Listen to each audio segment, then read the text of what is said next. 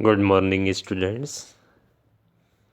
आज हम मनु के सामाजिक व्यवस्था के संदर्भ में जो समाज दर्शन है उसका स्टडी करेंगे।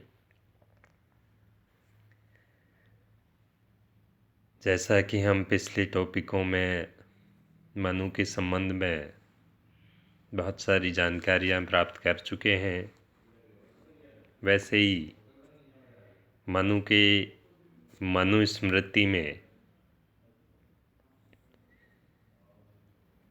बहुत सारा विशद विवेचन सामाजिक व्यवस्था के संदर्भ में भी किया गया है और माना जाता है कि मनुस्मृति में राज्य दर्शन का प्रतिपादन किया गया है, लेकिन राज्य दर्शन की तुलना में मनुस्मृति को अपनी सामाजिक व्यवस्था के लिए भी अधिक ख्याति प्राप्त है। मनुस्मृति में सामाजिक संगठन के सिद्धांतों, विभिन्न वर्णों के कर्तव्यों और सामाजिक सिस्टम के संदर्भ में राज्य के दायित्वों आदि की विस्तार के साथ विवेचना की गई है। मनुस्मृति में वर्णित सामाजिक व्यवस्था के दो प्रमुख अंग हैं। पहला है वर्ण व्यवस्था और दूसरा है आश्रम व्यवस्था। मनु ने वर्ण व्यवस्था और आश्रम व्यवस्था के आधार पर व्यक्तियों के कर्तव्यों का विवेचन किया है। मनुस्मृति में इस बात पर बल दिया गया है कि वर्ण व्यवस्था और आश्रम व्यवस्था के अनुसार जीवन व्यतीत करने पर ही जीवन के लक्ष्य धर्म, अर्थ, काम और मोक्ष की सिद्धि संभव हो सकती है।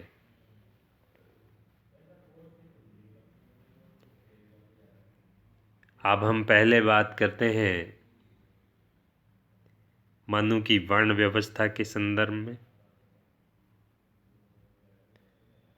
मनुस्मृति में धर्म और कर्म के आधार पर समाज को 4 वर्गों में बांटा गया है और इन 4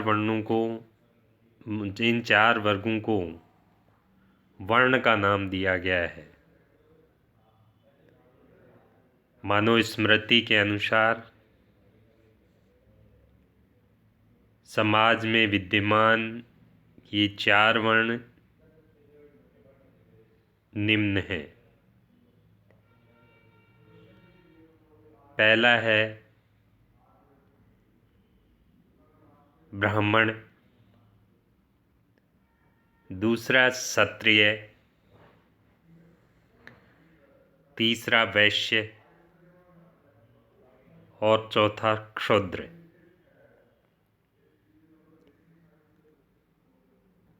मनु ने विभिन्न वर्णों के कर्तव्य भी वर्ण व्यवस्था स्थापित करने के साथ बताए हैं। मनुस्मृति में सामाजिक व्यवस्था के अंतर्गत इन 4 वर्णों की सिचुएशन और इन 4 वर्णों के ड्यूटीज़ की विस्तृत विवेचना प्रस्तुत की गई है।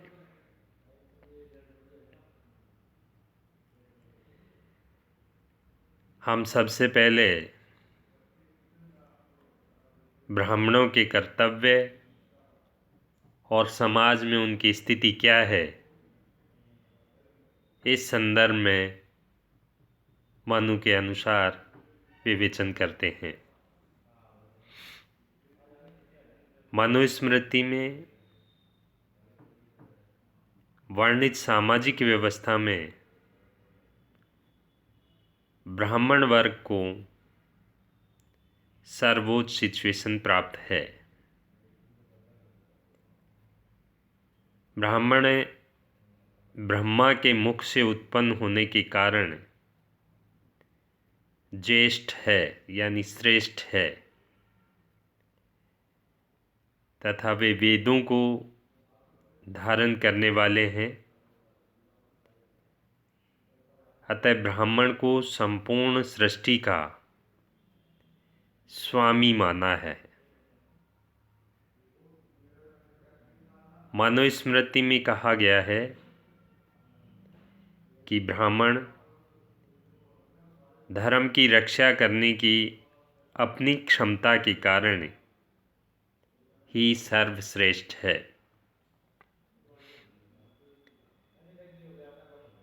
मनु ने ब्राह्मण वर्ग को सामाजिक व्यवस्था में सर्वोच्च स्थान दिया है।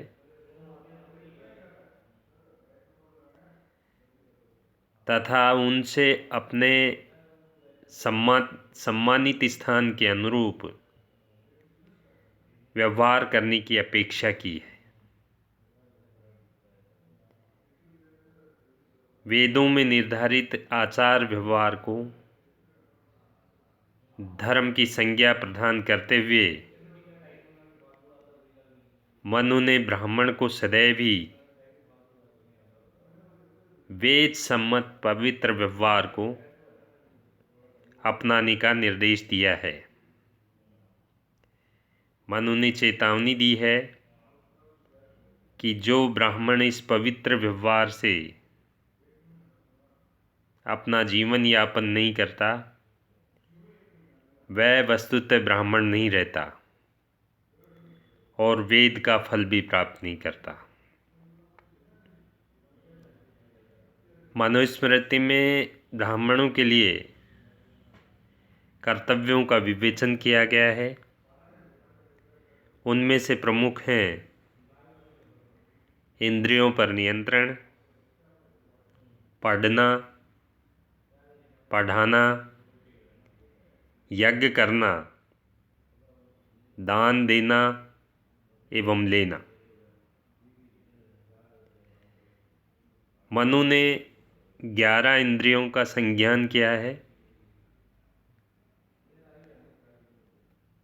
कान, नाक, चर्म, नेत्र, जीभ, गुदा, लिंग, हाथ, पैर, वाणी एवं मन। इनमें से जो प्रथम 5 ज्ञानेंद्रियां हैं एवं उसके पश्चात की 6 कर्मेंद्रियां मानी गई हैं। मनु ने ब्राह्मण का यह दायित्व माना है कि वह ज्ञानेंद्रियों और कर्मेंद्रियों पर पूर्ण संयम रखे। मनु का स्पष्ट मत है कि अपनी इंद्रियों पर पूर्ण संयम रखने वाला व्यक्ति ही ब्राह्मण के कर्म को निभा सकता है। मनु ने ब्राह्मण को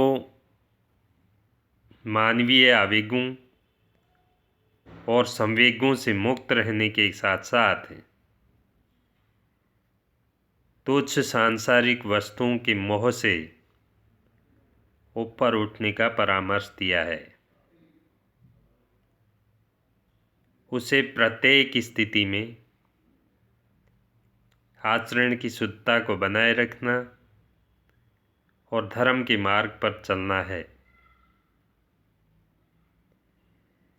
इसके साथ ही मनु ने ये भी कहा है ब्राह्मण को कि ब्राह्मण का कर्म है वह आलस्य रहित होकर वेदों का अध्ययन करे एवं अपने शिष्यों को वेदों का अध्ययन कराए। उसे क्षमता के अनुसार यज्ञ करना है।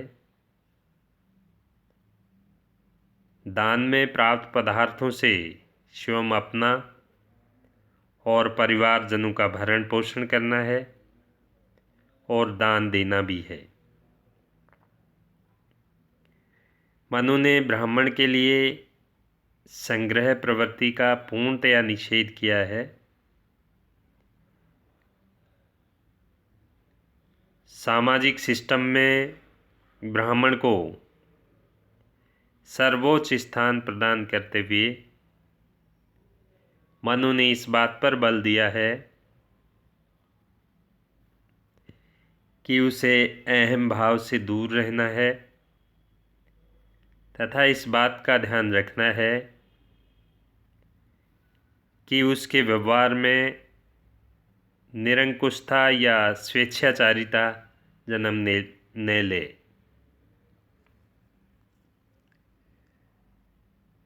मनु के सामाजिक व्यवस्था के वर्ण व्यवस्था में दूसरा प्रमुख है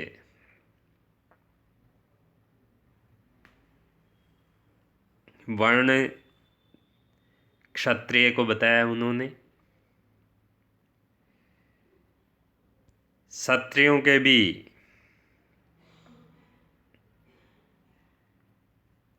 अपने कर्तव्य और अपने जीवन की संपूर्ण व्यवस्था के बारे में उन्होंने कहा है। क्षत्रियों के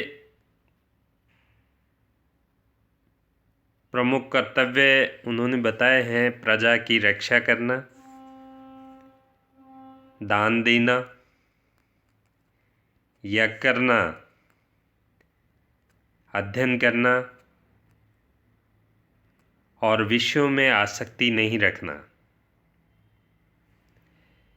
इनमें क्षत्रिय का सर्वप्रमुख ड्यूटी प्रजा की सेफ्टी करना है। प्रजा रक्षण के अंतर्गत भी वेद पाठी ब्राह्मणों की रक्षा क्षत्रियों का सर्वोच्च धर्म है। क्षत्रियों का कर्तव्य है कि वे व्यक्तियों को स्वधर्म का पालन करने के लिए प्रेरित करें तथा अपराध प्रवृत्ति के लोगों को अपराध वृत्ति को त्यागने के लिए प्रेरित एवं बाध्य करें। क्षत्रियों को प्रजा रक्षण का महत्वपूर्ण दायित्व सौंपकर मनु ने सामाजिक व्यवस्था में उन्हें उच्च स्थान प्रदान किया है, लेकिन साथ ही इस बात पर भी बल दिया है कि क्षत्रियों को विषयों में आसक्ति नहीं रखनी है तथा उन्हें अपने अधिकारों का दुरुपयोग नहीं करना है।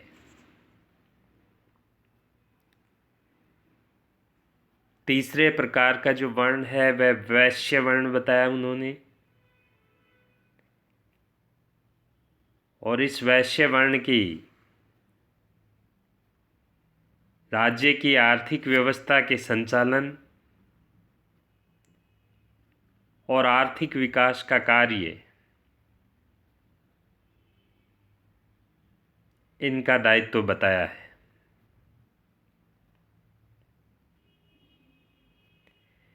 मनु की व्यवस्था के अनुसार वैश्यों के प्रमुख कर्तव्य हैं पशुओं की रक्षा करना, दान देना, यज्ञ करना, अध्ययन करना, व्यापार करना, ब्याज लेना व कृषि कार्य करना। इस प्रकार कृषि कार्य और व्यापार दोनों ही बातें वैश्यों के कर्तव्यों में सम्मिलित हैं तथा उसे धार्मिक अनुष्ठान एवं अध्ययन कार्य के लिए भी प्रेरित किया गया है।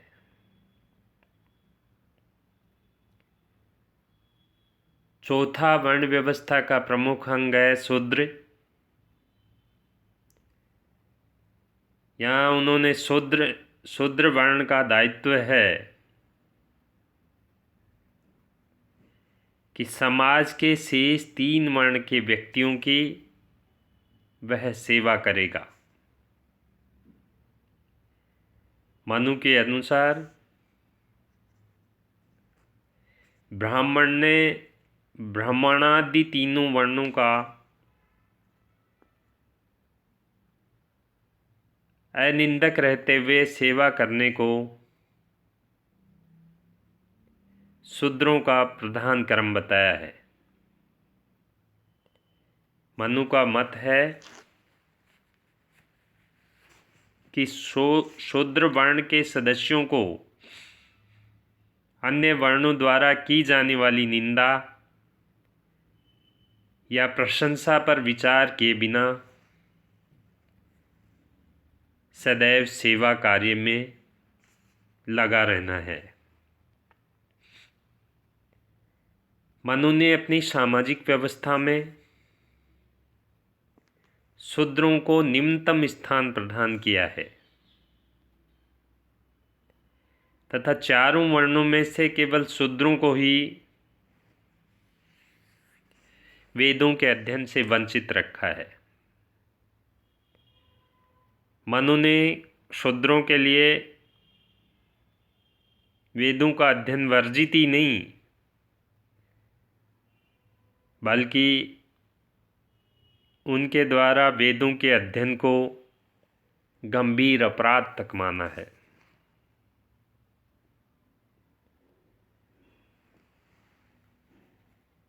मनु ने अपनी सामाजिक व्यवस्था के अंतर्गत 4 वर्णों को भिन्न भिन्न विशेष कार्य संपन्न करने के निर्देश दिए हैं, लेकिन साथ ही चारों वर्णों को एक दूसरे पर निर्भर माना है। मनु के अनुसार इनमें से किसी एक वर्ण के बिना समाज व्यवस्था को चला पाना संभव नहीं है। किसी भी वर्ण को समाज व्यवस्था में प्रदान की गई सिचुएशन मनु के अनुसार उस वर्ण द्वारा संपन्न किए जाने वाले कर्तव्यों के तुलनात्मक महत्व पर निर्भर है। मनु की ये व्यवस्था प्लेटो के न्याय सिद्धांत से मिलती जुलती है। प्लेटो ने समाज को 3 वर्गों में बांटा है, दार्शनिक, सैनिक और उत्पादक। वहीं मनु के ब्राह्मण की तुलना हम प्लेटो के दार्शनिक वर्ग से कर सकते हैं। क्षत्रिय वर्ग की तुलना प्लेटो के सैनिक वर्ग से कर सकते हैं और वैश्य वर्ण की तुलना प्लेटो के उत्पादक वर्ग से कर सकते हैं। शूद्र वर्ण की तुलना प्लेटो की व्यवस्था में दासों से की जा सकती है। डिफरेंट केवल यह है कि मनु शूद्र वर्ण को समाज व्यवस्था में ही स्थान देता है प्लेटो समाज व्यवस्था से बाहर। प्लेटो और मनु की व्यवस्था में एक अंतर यह है कि मनु प्लेटो की तरह शासन कार्य दार्शनिक वर्ग यानी ब्राह्मण को नहीं सौंपता। वह इसे अपने योद्धा वर्ग क्षत्रियों को सौंपता है, जो ब्राह्मण के मस्तिष्क से शासन करेगा। मनु ने जिस समाज व्यवस्था और समाज व्यवस्था के अंतर्गत जिन 4 वर्णों का उल्लेख किया है, उसमें उच्चता और निम्नता का आग्रह बहुत प्रबलता के साथ व्यक्त हुआ है। मनु ने अपनी समाज व्यवस्था में ब्राह्मण को सर्वोच्च स्थान, क्षत्रिय को द्वितीय स्थान महत्व के आधार पर प्रदान किया है। इस विषय में महत्वपूर्ण बात यह भी है कि मनु ने ब्राह्मण और क्षत्रिय को महत्वपूर्ण दायित्व सौंपे हैं तथा उनके लिए योग्यता और गुणवत्ता के उच्च मापदंड निर्धारित किए हैं। ब्राह्मण को सोशल लाइफ का सर्वोच्च कार्य, धर्म की रक्षा का कार्य सौंपा गया है, वहीं क्षत्रिय को प्रजा की सेफ्टी का कार्य सौंपा गया है। इसके साथ ही ब्राह्मण से उपेक्षा की गई है कि वह अपनी समस्त ज्ञानेंद्रियों और कर्मेंद्रियों पर पूर्ण संयम रखेगा और त्याग का जीवन बिताएगा। क्षत्रिय से अपेक्षा की गई है कि वह विषयों में आसक्ति नहीं रखेगा और अपने अधिकारों का दुरुपयोग नहीं करेगा। यदि ब्राह्मण और क्षत्रिय अपने दायित्वों को भली भांति संपन्न करें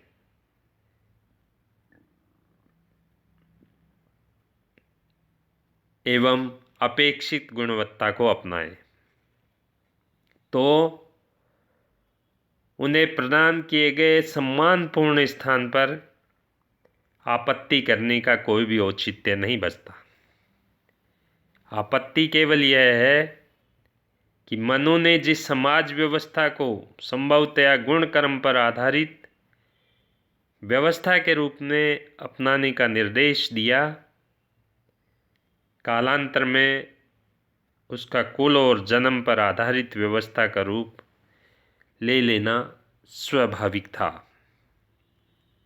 और व्यवहार में ऐसा ही हुआ। मनु की व्यवस्था में असहमत व्यक्तियों की यह बात भी तथ्यपूर्ण है कि जब समाज व्यवस्था में प्रत्येक कार्य का अपना विशिष्ट महत्व है, तब वर्णों के प्रसंग में उच्चता और निम्नता के भाव को अपनाने का क्या औचित्य है।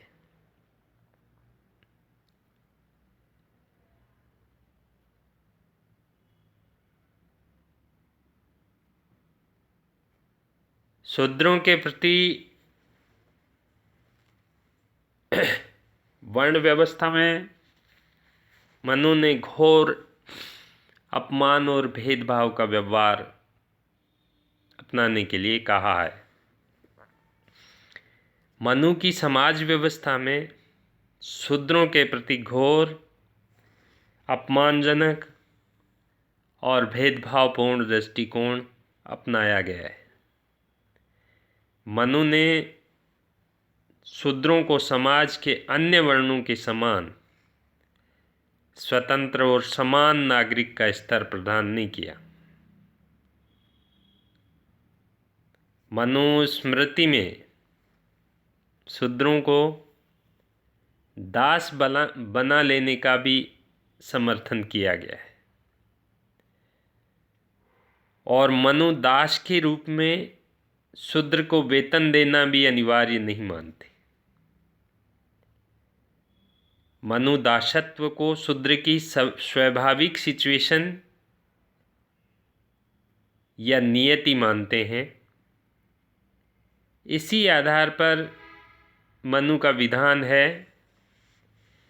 कि यदि स्वामी मुक्त भी कर दे तो भी शूद्र दासत्व से मुक्त नहीं हो सकता, क्योंकि यह दासत्व उसका स्वाभाविक धर्म है। दासत्व को प्राप्त हुए शूद्र को मनु ने संपत्ति का अधिकार भी प्रदान नहीं किया है। उनकी मान्यता है कि दास शूद्र की संपत्ति अनिवार्य रूप से उसके स्वामी को ही दे दी जानी चाहिए, क्योंकि उसका कोई निजी धन नहीं हो सकता। उसकी संपत्ति पर स्वामी का ही अधिकार होता है। इस प्रकार यदि हम देखें तो मनु ने शूद्र को बंधुआ मजदूर की सिचुएशन प्रदान कर दी है।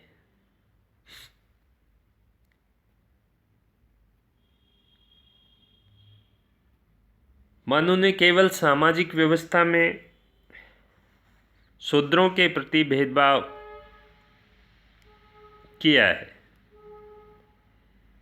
और सामाजिक व्यवस्था में ही नहीं, दंड, न्याय और न्यायिक प्रक्रिया आदि अन्य सभी प्रसंगों में भी मनु ने शूद्रों के प्रति घोर असमानता और भेदभावपूर्ण व्यवहार का प्रतिपादन किया है।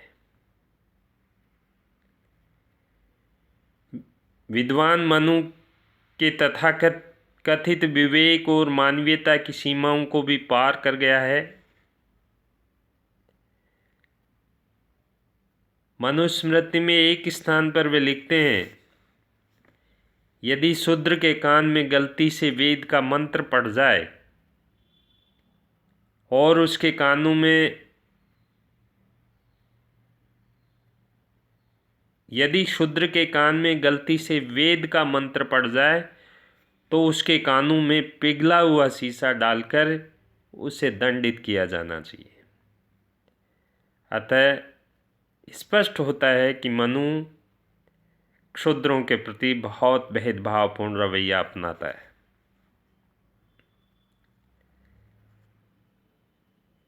किंतु फिर भी मनुस्मृति हिंदुओं के सामाजिक जीवन का सर्वोच्च शास्त्र रहा है, और मनुस्मृति की धारणाओं को अपनाकर हिंदू समाज के तथाकथित उच्च वर्णों ने सदियों तक शूद्रों के प्रति घोर अन्यायपूर्ण और अमानवीय व्यवहार किया है।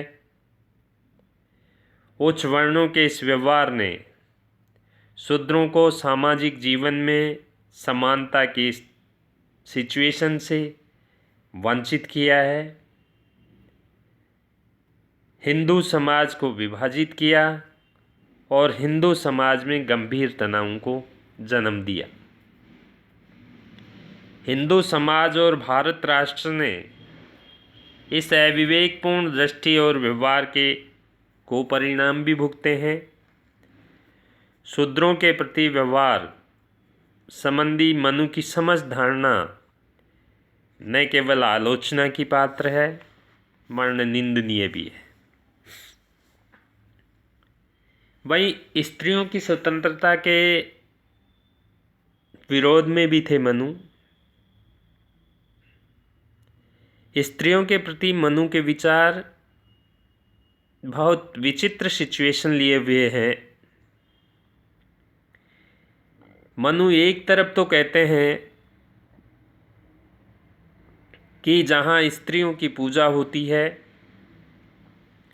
वहाँ देवताओं का निवास होता है,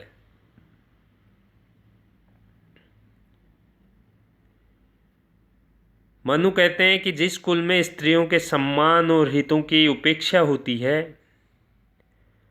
उस कुल के समस्त कर्म निष्फल हो जाते हैं। और मनु का मानना है कि परिवार में स्त्रियों को मान सम्मान, धन व आभूषण आदि के माध्यम से प्रसन्न रखना आवश्यक है, अन्यथा पारिवारिक जीवन सुखमय नहीं हो सकता। इस प्रकार मनु ने पारिवारिक जीवन में महिलाओं के सम्मान और हितों की रक्षा को भी आवश्यक माना, लेकिन मनु स्त्रियों को परिवार की सीमा के बाहर किसी भी कार्य को संपन्न करने की इजाज़त नहीं देता। मनु महिलाओं को घर के बाहर कोई स्वतंत्रता प्रदान करने के पक्ष में नहीं थे। मनु की दृष्टि में स्त्री प्रकृति से ही मंदबुद्धि वाली और कमज़ोर प्राणी है। अतः इस संदर्भ में मनुस्मृति में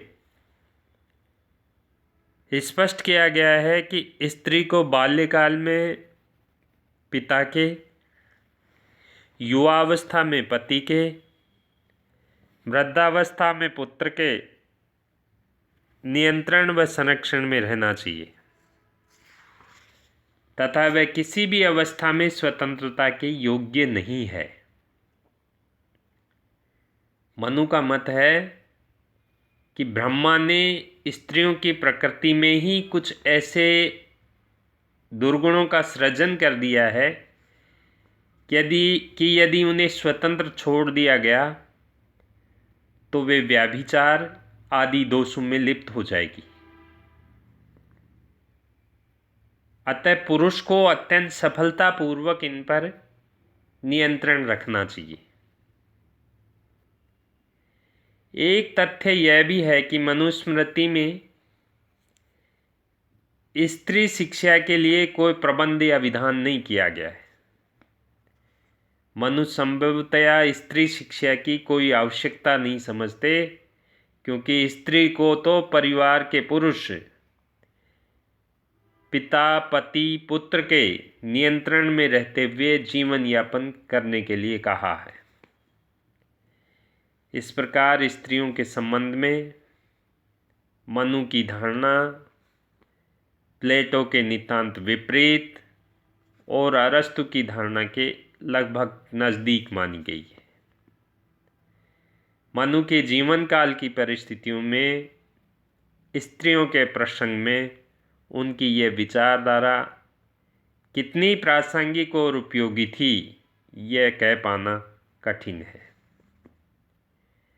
यह निर्विवाद है कि आज की परिस्थितियों में मनु की उपयुक्त धारणा विशेष रूप से स्त्रियों को स्वतंत्रता से वंचित करने की बात विचार योग्य भी नहीं है। स्वतंत्रता के बिना मान सम्मान क्या होता है? मनु के दर्शन में स्त्रियों की सिचुएशन पिंजरे में बंद प्राणी के समान है। पिंजरा यदि सोने का है तो इसमें बंदी प्राणी की व्यथा कुछ कम नहीं हो जाती।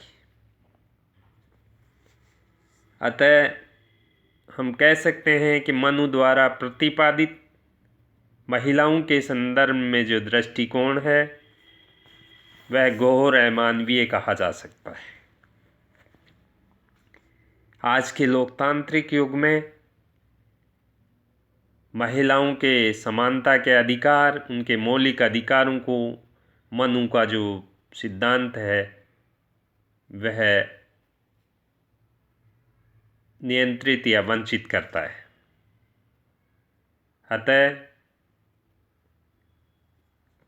आज के लोकतांत्रिक युग में न केवल महिलाओं को उचित स्थान दिया जाने लगा है और न केवल महिलाओं ने विश्व में प्रगति की है, अपने विवेक और अपनी सामर्थ्य को दिखाया है, तो इससे प्रतिपादित होता है कि समाज के पुरुष या स्त्री कोई भी वर्ग हो, उनको समान स्थान प्रदान किया जाए। इस संदर्भ में मनु के दृष्टिकोण की घोर आलोचना भी होती है। तो ये था आज के मनु के समाज दर्शन का यानी सामाजिक व्यवस्था का, वर्ण व्यवस्था का सिद्धांत, इसमें ब्राह्मण, क्षत्रिय, वैश्य और शूद्र के आधार पर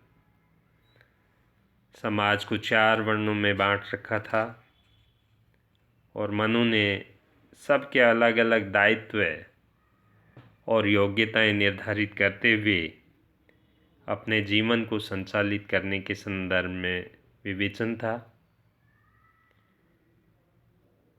कुछ कमियां और कमजोरियां जरूर रही हैं, लेकिन तात्कालिक समय के लिए यह अपने आप में बहुत उपयोगी भी था।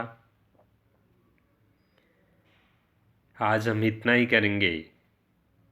आश्रम व्यवस्था के संदर्भ में अपन कल डिस्कस करेंगे। Thank you students.